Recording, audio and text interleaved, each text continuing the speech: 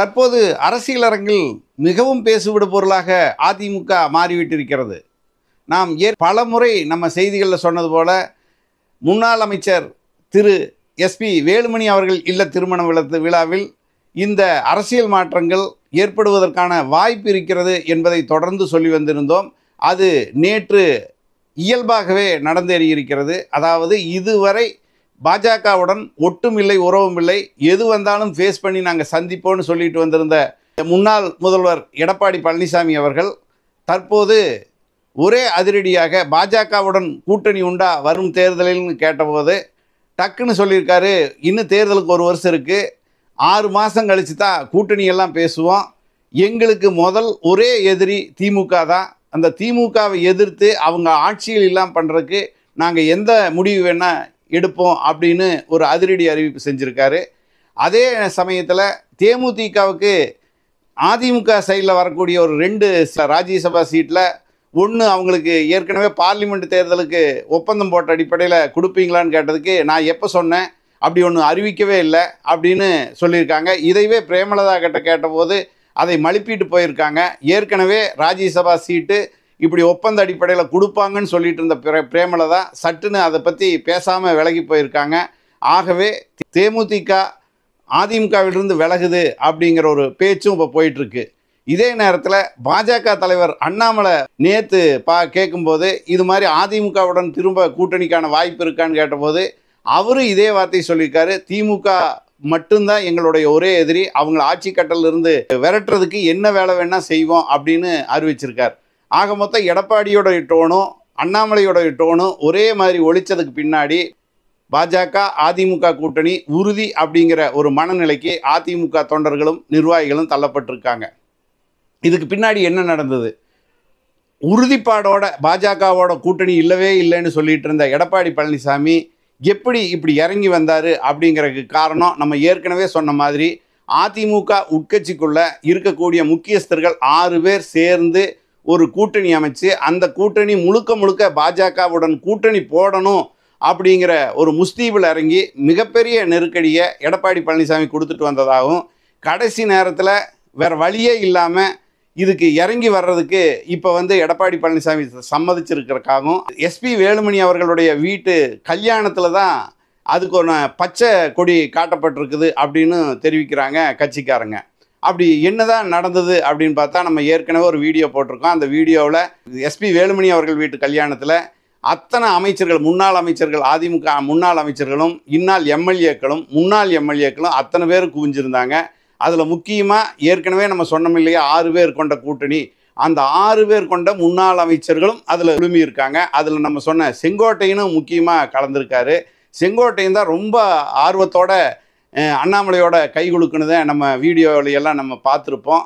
அதே போல் அந்த 6 அமைச்சர்களும் தொடர்ந்து அண்ணாமலை கூட கை குலுக்குனதும் முகமலர்ச்சியோடு வரவேற்றதும் அப்படி பார்க்கும்போது ஏறத்தாழ அந்த 6 கூட்டணி இப்போ ஜெயிச்சிட்டாங்க அப்படின்னு தான் சொல்லணும். ஏன்னு கேட்டால் இந்த கல்யாண வைபவம் முழுக்க முழுக்க அதிமுக முன்னாள் அமைச்சர்களும் இந்நாள் முன்னாள் எம்எல்ஏக்களும் நிர்வாகிகளும் உறவினர்களும் எஸ்பி வேலுமணி அவர்கள் வீட்டு உறவினர்களும் கலந்து கொண்ட நிகழ்ச்சியில் தமிழிசை சவுந்தரராஜன், அண்ணாமலை, எல் முருகன் இவங்கெல்லாம் அந்த விழாவில் கலந்துக்க வேண்டிய அவசியம் என்ன? இதை எடப்பாடி அந்த நாளில் ஏன் கலந்துக்கலை? அவர் தான் நியாயப்படி அந்த கல்யாணத்தை நடத்தி வைக்க வேண்டியவர், ஒரு கட்சியுடைய பொதுச் செயலாளர் அப்படிங்கிற அடிப்படையில்.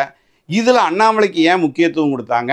இதுக்கு அடுத்தது அண்ணாமலையும் தமிழிசையும் எல் முருகன் போன்ற பாஜக பிரமுகர்கள் ஏன் வரக்கூடிய 10ஆம் தேதி நடக்கக்கூடிய திருமண வரவேற்புலையே கலந்துருக்கலாமே, ஏன் கலந்துக்கல? அது ஏன் எடப்பாடி தலைமையில் அந்த நிகழ்வு நடக்குதுன்னு போட்டிருக்காங்க. இதுக்குள்ளே எல்லாமே ஒரு பெரிய அரசியல் இருக்குது அப்படின்னு தான் கட்சிக்காரங்க சொல்கிறாங்க. இதை நம்ம ஏற்கனவே வலியுறுத்தி சொல்லியிருக்கோம்.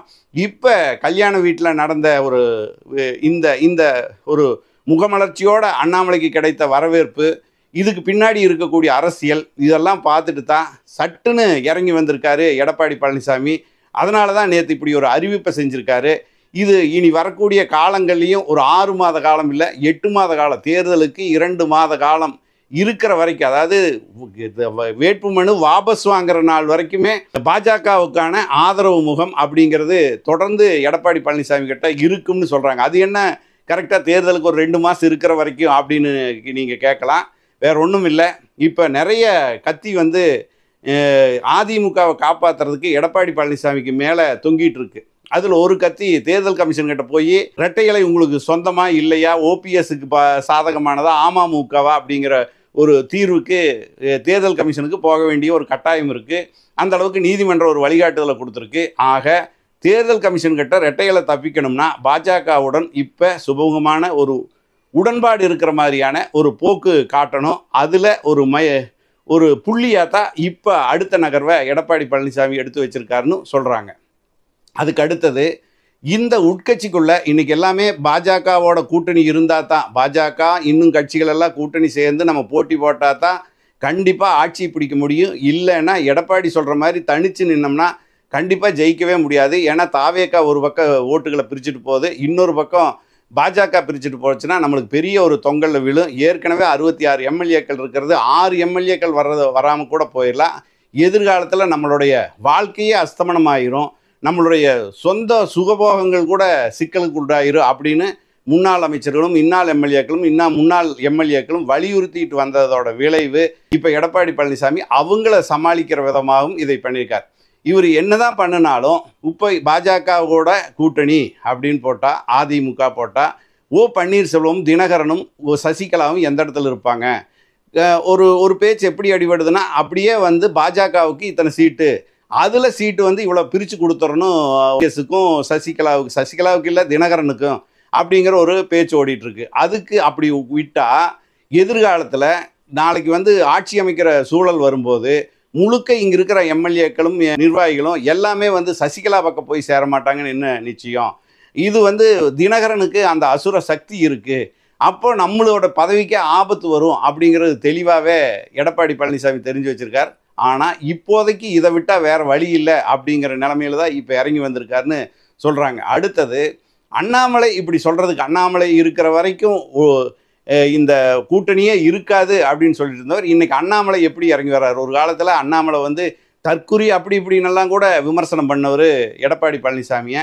அவ்வளவு ஹாட்டான வார்த்தைகளை சொல்லி விமர்சனம் பண்ணவர் இன்றைக்கி அதிமுகவோட கூட்டணியா அப்படின்னு கேட்கும்போது திமுக மட்டும்தான் ஒரே எதிரி அப்படின்னு சொல்கிறதன் மூலமாக முழுக்க பாஜக அதிமுக கூட்டணியை உறுதிப்படுத்துகிற மாதிரி தான் அவரும் பேசியிருக்கார். அப்படின்னா அண்ணாமலை இருப்பாரா? அண்ணாமலை ஒருவேளை மத்திய மந்திரியாக போயிடுவாரா, அல்லது ராஜ்யசபா எம்பியாக போயிடுவாரா? அதுக்கு பதிலாக வேற ஒரு தலைவர் வருவாங்களா? அவங்க வந்தால் தான் இந்த அதிமுக பாஜக கூட்டணி உருவாகும் அப்படிங்கிற ஒரு சிக்னல் கொடுக்கப்பட்டிருக்கா? இப்படியெல்லாம் ஒரு கேள்விகள் கட்சிக்குள்ளேயே கேட்டிருக்காங்க. இன்னொரு பக்கம் கட்சிக்காரங்க சொல்லக்கூடிய ஒரு விஷயம் என்னென்னா, அதிமுகவோட கூட்டணியான்னு அதாவது பாஜகவோட கூட்டணியான்னு கேட்டதுக்கு 6 மாதம் இருக்குல்ல பொறுங்க, திமுக தான் ஒரே எதிரி அப்படின்னு அவர் சொன்னதில் பாஜக கூட கூட்டணி போடணும்னு ஏதாவது இருக்கா? திமுக தான் ஒரே எதிரி அப்படின்னு சொல்கிறதுல கருத்து மாறுபாடு யாருக்குமே கிடையாது. அதுக்கப்புறம் மற்ற கட்சிகளில் 2ஆம் பட்சம் அப்படிங்கிறதுக்கு கூட எடப்பாடி பழனிசாமி அப்படி சொல்லியிருக்கலாம். அப்படி பாஜக கூட கூட்டணி போகிறதுக்கான வாய்ப்பில்லைன்னு ஒரு சிலர் கட்சிக்காரங்க சொல்லிட்டு இருக்காங்க. இதுக்கு இடைப்பட்ட காலத்தில் வர்ற 9ஆம் தேதி எடப்பாடி பழனிசாமி அவர்கள் முதன்முறையாக ஏரியாவில், அதாவது மாவட்டத்தில் இருக்கக்கூடிய பகுதி நிர்வாகிகள், பொதுக்குழு உறுப்பினர்கள் இவங்க கூடலாம் வந்து ஒரு வீடியோ கான்ஃபரன்ஸ் பேச போகிறாரு. வரக்கூடிய 9ஆம் தேதி 9:15 மணிக்கு ஒவ்வொரு மாவட்டத்திலையும் ஒவ்வொரு பகுதியில் இங்கே வந்து நீங்கள் கலந்துக்குங்க அப்படின்னு சொல்லி ஒரு அறிவிப்பை அந்தந்த மாவட்ட செயலாளர்கள் கொடுத்துருக்காங்க. அந்த நிகழ்ச்சியில், அந்த கான்ஃபரன்ஸில் என்ன இவர் பேச போகிறாரு? அப்போ பாஜக கூட கூட்டணி இல்லை தாவேக்கா கூட கூட்டணி, இல்லை தாவேக்கா கூட கூட்டணி இல்லை, நம்மளோட அரசியல் முடிவு எடுக்கிறத சொல்கிறதன் முகமாக முதன்முறையாக இப்படி ஒரு வீடியோ கான்ஃபரன்ஸில் கட்சி நிர்வாகிகிட்ட வர்றாரா அப்படின்னு பல பேர்த்துக்கு சந்தேகம். ஆனால் சில பேர் என்ன சொல்கிறாங்கன்னா, 9 பேர் கொண்ட பூத் கமிட்டி அமைக்கணும்னு சொல்லி ஏற்கனவே நேரில் எல்லாத்துக்கும் ஒரு கூட்டம் போட்டு சொல்லியாச்சு. ஆனால் 9 பேர் கொண்ட கமிட்டியை இதுவரைக்கும் யாருமே அமைக்கலை. அதாவது 6 பேர் ஆண்களும் 3 பேர் பெண்களும் கொண்ட ஒரு 1000 பேர் கொண்ட வாக்காளர் இதுக்குள்ள பூத் கமிட்டி இப்படி அமைக்கணும்னு சொல்லியிருக்கு.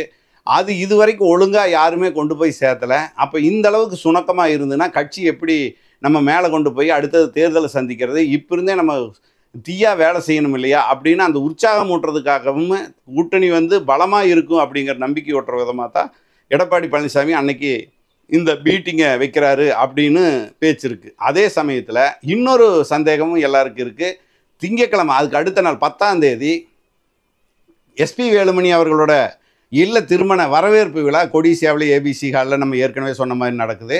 அந்த நிகழ்ச்சியில் அமித்ஷா கலந்துக்குவாரா அப்படிங்கிற ஒரு கேள்வியை பெரும்பாலும், அதாவது அநேகமாக அவர் கலந்துக்கிட்டு தான் தீருவார், நிச்சயம் கலந்துக்குவாருன்னு தான் நிறைய பேர் சொல்கிறாங்க. அதே நாளில் ரஜினிகாந்த் வர்றதுக்கு வாய்ப்பு இருக்குதுங்கிறாங்க. ரஜினிகாந்த் வந்து லட்சக்கணக்கான தொண்டர்கள், கட்சி நிர்வாகிகள் எல்லாம் வரக்கூடிய ஏரியாவில் அமித்ஷாவும் வந்தால் இந்த வரவேற்பு நிகழ்ச்சி நடக்கிறது எடப்பாடி பழனிசாமி அவர்களோட தலைமையில் தான் நடக்குது. அப்போ எடப்பாடி பழனிசாமி அவர்களுடைய தலைமையில் நடக்கும்போது அதே நேரத்தில் அமித்ஷா வருவாரா, அல்லது எடப்பாடி பழனிசாமி இந்த டைமுக்கு வந்து தலைமை ஏற்று இதை நிகழ்ச்சியை நடத்தி கொடுத்துட்டு போன பின்னாடி அதுக்கப்புறம் அமித்ஷா வருவாரா, இப்படியான கேள்விகளும் ஓடிட்டுருக்கு. அதே விஷயத்தை, ஒருவேளை அந்த விஷயத்தை அதை சாதுரியமாக ஹேண்டில் பண்ணுறதுக்கு 9ஆம் தேதி இப்படி ஒரு வீடியோ கான்ஃபரன்ஸு கூட்டம் வச்சுருக்காரா அப்படிங்கிற கேள்வியும் கட்சிக்குள் ஒழிச்சிட்ருக்கு. எது எப்படியோ அதிமுக இன்னைக்கு வந்து 4.5 வருஷம், அன்னைக்கு அம்மா ஜெயலலிதா அம்மா இறந்த பின்னாடி 4.5 வருஷம் அதை கட்டி காப்பாற்றி ஒரு கட்டத்துக்கு கொண்டுட்டு வந்தது. இதுவரைக்கும் தேர்தலை சந்தித்து ரெட்டைகளை காப்பாற்றி வச்சுருந்தது எல்லாமே எடப்பாடி பழனிசாமியுடைய முழுக்க அவருடைய சாணக்கிய புத்தி சாதுரிய விட்டு கொடுக்குற மனப்பான்மை, சமயத்துக்கு அவங்கள வந்து எதிர்கொண்டு அவங்களுக்கு எப்படி இறங்கி வரணுமோ அதை இறங்கி வந்து சரி கட்டி, எப்போ ஏறி நிற்கணுமோ அப்போ ஏறி நின்று இப்படியெல்லாம் தான் கொண்டு வந்து இந்த கட்சியை கொண்டு வந்திருக்காரு. இன்னும் சுருக்கமாக சொல்லப்போனால் தமிழ்நாட்டில் அதிமுகவில் சசிகலா தினகரன் கிட்டேருந்து இந்த கட்சியை காப்பாற்றினது, ஏன் தமிழ்நாட்டையே காப்பாற்றினதில் எடப்பாடி பழனிசாமிக்கு தான் 100% பங்கு இருக்குதுன்னு தொண்டர்கள் நம்புகிறாங்க. அந்த வகையில் எடப்பாடி பழனிசாமி மேலே ஏகோபித்த ஆதரவு கொங்கு மண்டலம் முழுக்கவே நிலவுது. இன்னும் சொல்லப்போனால் தென் மாவட்டங்களில் கூட இந்த கருத்து வலுப்பெற்றுட்டு வந்துட்டுருக்கு. இப்போ திமுக ஆட்சியில் நடக்கக்கூடிய மைனஸ் பாயிண்ட் எல்லாமே ப்ளஸ் பாயிண்ட்டாக முழுக்க எடப்பாடி பழனிசாமி அவர்களுக்கே சேர்ந்துட்டுருக்கு. இதனால் இதுக்கு பின்னாடி இந்த 6 பேர் கூட்டணி, கல்யாண வைபவம், அதில் சேர்ந்து பாஜகவோட சேரணும் அப்படிங்கிற விஷயங்கள்லாம் கடகோடியில் இருக்கிற தொண்டர்கள் இருந்து நிர்வாகிகளுக்கு, அதாவது கீழ்மட்டத்தில் இருக்கிற நிர்வாகிகள் மத்தியிலையெல்லாம் பாஜக கூட சேர்றதுங்கிறதோ சசிகலா தினகரனை திரும்ப ஏற்றுக்கிறதுங்கிறதோ யாருக்குமே உடன்பாடு இல்லாத ஒரு விஷயமா இருக்குது. ஆனால் எடப்பாடி நம்பினா கண்டிப்பாக நம்ம ஜெயிக்க முடியும், அடுத்த ஆட்சி அமைக்க முடியும்னு நம்பிக்கை தெரிவிக்கக்கூடிய தொண்டர்கள் நிறைஞ்சு கிடக்கிறாங்க. அந்த அடிப்படையில் என்ன நடக்கும் அடுத்த தடவை, எடப்பாடி பழனிசாமி அவர்கள் சொன்ன மாதிரி இன்னும் தேர்தலுக்கு 1 வருஷம் இருக்குது. 6 மாதத்துக்கு அப்புறம் தான் இந்த கூட்டணி பேச்சுவார்த்தையே நடக்கும். அதுக்கப்புறம் 3 மாதத்துக்குள்ளே தொகுதி உடன்பாடெல்லாம் நடக்கணும். இந்த காலகட்டத்தில் எதெல்லாம் நடக்குமோ எதெல்லாம் நடக்காதோ, இப்போ எடப்பாடி பழனிசாமி எடுத்து வச்சிருக்கிற மூவ் வந்து ஒரு சாணக்கியத்தனமான, ஏற்கனவே அவர் எப்படியெல்லாம் காய் நகர்த்திட்டு வந்தாரோ, அதாவது சசிகலா மூலமாக முதலமைச்சரானார், சசிகலாவே காலி பண்ணார். அதுக்கடுத்தது தினகரன் மூலமாக தினகரனுக்காக பிரச்சாரம் பண்ணார், தினகரனையும் இந்த கட்சிக்குள்ளே இல்லாமல் பண்ணார். அதுக்கடுத்தது ஒவ்வொரு பாஜக கூடவே இருந்து அவங்ககிட்ட இருந்து எல்லா விஷயங்களும் தமிழ்நாட்டுக்கான வசதிகளை எப்படியோ கெஞ்சியோ தஞ்சியோ வாங்கி இங்கே நல்லது நிறைய நடந்தது. அதுக்கு பின்னாடி பாஜகவை எந்த நேரத்தில் கழட்டி விடணுமோ கழட்டி விட்டார். அதுக்கான தோதான நேரம் அண்ணாமலை வாய்ச்சவடால் பேசுனது அவருக்கு வசதியாக அமைஞ்சுது. இப்படி ஒன்றொன்னா கழட்டி விட்டு இப்போ உட்கட்சிக்குள்ளே நடக்கிற பிரச்சனையை கூட எதிர்கொண்டு பெரிய அளவில் சாமர்த்தியமாக கையாண்டுட்டு வந்துட்டுருக்காரு. இந்த நேரத்தில் உட்கட்சிக்குள்ளே மிகப்பெரிய இஷ்யூவாக பாஜகவோட கூட்டணி போடணும்னு மிக முக்கியமான 2ஆம் கட்ட விஐபிகளெல்லாம் தொந்தரவோ இல்லை நெருக்கடியோ கொடுக்குறன்னு பண்ணால் இப்போ இறங்கி வந்த மாதிரி இருக்கார். இப்படியே இறங்கி நிற்பாரா இல்லை ஏறி நிற்பாரா அப்படிங்கிறதெல்லாம் பின்னாடி. ஆனால் இந்த கட்சிக்காக அவர் எதையும் செய்யக்கூடியவர் அப்படிங்கிறது இவரோட செயல்பாட்டிலிருந்து தெரியுது. அடுத்த கட்டமாக இதில் என்ன நடக்கும் அப்படிங்கிறது மற்றொரு காணொளியில் நம்ம சந்தித்து பேசுவோம். நன்றி, வணக்கம்.